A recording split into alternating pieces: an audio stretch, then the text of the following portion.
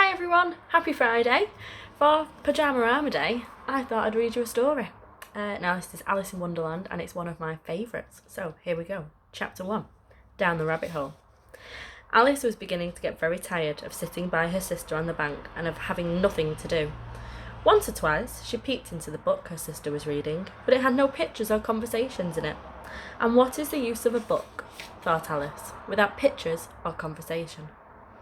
She was considering in her own mind, as well as she could, for the hot day made her feel very sleepy and stupid, whether the pleasure of making a daisy chain would be worth the trouble of getting up and picking the daisies, when suddenly a white rabbit with pink eyes ran close by her. There was nothing so very remarkable in that, nor did Alice think so very much of it out of the way to hear the rabbit say to itself, oh dear, I shall be too late." When she thought it over afterwards, it occurred to her that she had ought to have wondered at this, but at the time it all seemed quite natural. But when the rabbit actually took a watch out of its waistcoat pocket and looked at it and then hurried on, Alice started to her feet, for it flashed across her mind that she had never before seen a rabbit with either a waistcoat pocket or a watch to take it out of. And burning with curiosity, she ran across the field after it, and fortunately she was just in time to see it pop down a large rabbit hole under the hedge. In another moment Alice went down after it, never once considering how in the world she was to get out of it again. The rabbit hole went straight on like a tunnel for some way, and then dipped suddenly down, so suddenly that Alice had not a moment to think about stopping herself before she found herself falling down a very deep well.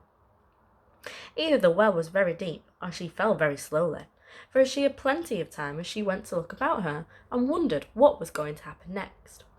First, she tried to look down and make out what was coming, but it was too dark to see anything. And then she looked at the sides of the well and noticed they were filled with cupboards and bookshelves. Here and there she saw maps and pictures hung upon pegs. She took down a jar from one shelf as she passed. It was labelled with orange marmalade. To her great disappointment, it was empty. She did not like to drop the jar for fear of killing somebody, so she managed to put it into one of the cupboards as she fell past it. Well, thought Alice to herself, after such a fall as this, I shall think nothing of tumbling downstairs. How brave they'll all think of me at home. Why, I wouldn't say anything about it, even if I fell off the top of the house. Which was very likely true. Down, down, down. Would the fall never come to an end? I wonder how many miles I've fallen by this time, she said aloud. I must be getting somewhere near the centre of the earth. Let me see. That would be about 4,000 miles down, I think. For you see, Alice had learnt several things of this sort in her lessons in the schoolroom, and though this was not a very good opportunity for showing off her knowledge, as there was no one to listen to her, still it was right practice to say it over again. Yes, that's about the right distance, but then I wonder what latitude or longitude I've got to.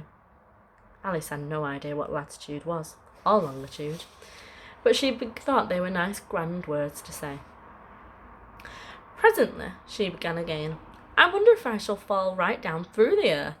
How funny it'll seem to come out among the people that walk with their heads downwards. But I shall have to ask them what the name of the country is, you know. Please, ma'am, is this New Zealand or Australia? And she tried to curtsy as she spoke. Fancy curtsying as you're falling through the air. Do you think you could manage it?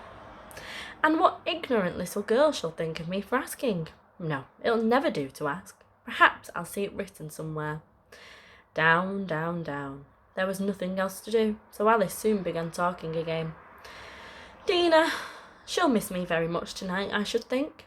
Dina was the cat.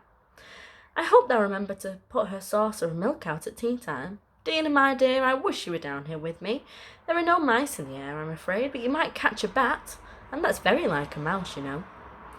Do cats eat bats, I wonder?